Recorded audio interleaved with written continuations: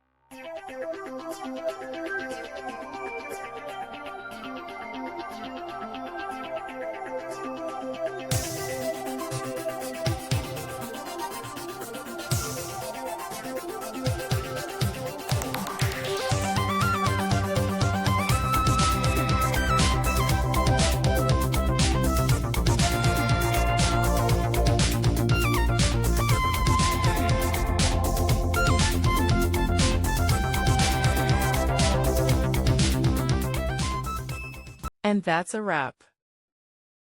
I hope you found the answer you were looking for. If you did, take a second to hit that subscribe button. It really helps out. And let me know in the comments which solution worked best for you. See you next time in the debug zone.